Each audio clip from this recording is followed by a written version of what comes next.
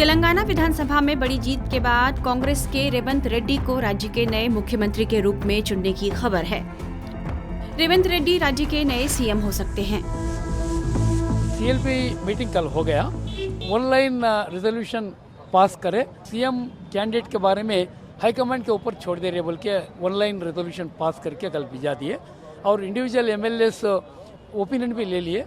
उसमें मैं सुना more than 50 MLA supported Revanth ji candidature. CM और डिप्टी सीएम्स का अनाउंसमेंट आ जाता बोल के बोल रहे। स्वेरिंग सेरेमनी 7th रहता बोल के बोल रहे, 7th या 9th। रेवंत रेड्डी जी बोल रहे थे सोनिया जी का बर्थडे 9th है और तेलंगाना का अनाउंसमेंट दिसंबर 9, 2009 में आया। वो दिन करना बोल के रेवंत रेड्डी जी का मन में है वो बात। रेड्डी के 7 दिसंबर को शपथ लेने की संभावना है। उनके साथ कुछ और मंत्री भी शपथ ले सकते हैं। हालांकि जल्द ही सीएम के नाम का आधिकारिक ऐलान हैदराबाद में किया जाएगा। तेलंगाना विधानसभा चुनाव में कांग्रेस ने 64 सीटें जीतकर सत्ता हासिल की है और बीआरएस को सत्ता से बेदखल कर दिया है। बीआरएस को 39 सीटों से ही संतोष करना पड़ा है, जबकि बीजेपी को यहां 8 सीटें मिली हैं। 4 राज्यों में हुए विधानसभा चुनाव के नतीजे में तेलंगाना ही एकमात्र ऐसा राज्य है जहां कांग्रेस की सरकार बनने जा रही है। पर कर्नाटक के बाद एक और दक्षिणी राज्य में कांग्रेस की अपनी सत्ता होगी। तेलंगाना के सीएम पद के लिए रेवंत रेड्डी का चयन इसलिए किया जा रहा है क्योंकि तेलंगाना में जीत का सबसे ज्यादा श्रेय उन्हें ही मिल रहा है। रेवंत रेड्डी को तेलंगाना का डीके शिव कुमार कहा जाता है। उन्होंने मुख्यमंत्री के चंद्रशेखर राव के खिलाफ कामारेड्डी और कोडंगल सीट से चुनाव लड़ा था। कोडंगल सीट में उन्होंने जीत दर्ज की है। तेलंगाना में वे लगातार बीआरएस की सरकार को चुनौती दे रहे थे और इस बात का दावा पेश कर रहे थे कि इस बार राज्य में कांग्रेस की सरकार बनने जा रही है।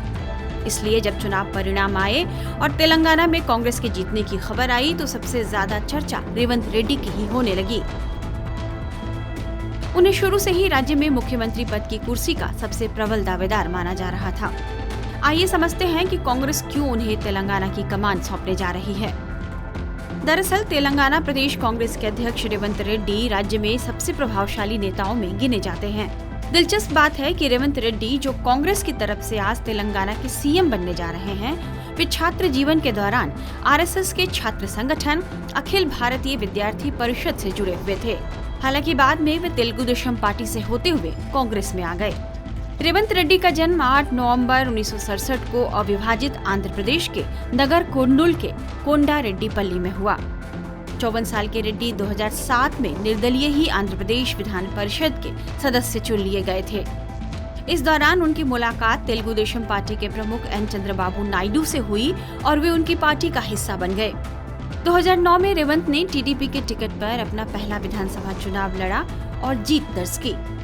तेलंगाना गठन से पहले 2014 में हुए विधानसभा चुनाव में रेवंत एक बार फिर कोडंगल सीट से टीडीपी के उम्मीदवार बने और विजयी हुए। इसके बाद टीडीपी ने रेवंत को तेलंगाना विधानसभा में नेता सदन बना दिया। हालांकि अब तक रेड्डी कांग्रेस में शामिल होने के लिए उसके नेताओं के संपर्क में आ गए। जब नायडू को इस बात की भनक लगी तो 25 अक्टूबर 2017 में टीडीपी ने रेवंत को पार्टी से बर्खास्त कर दिया। टीडीपी से बर्खास्त हुए तो 31 अक्टूबर 2017 को रेवंत ने कांग्रेस का हाथ थाम लिया। 20 सितंबर 2018 को उन्हें तेलंगाना प्रदेश कांग्रेस कमेटी के 3 कार्यकारी अध्यक्षों में से एक नियुक्त किया गया।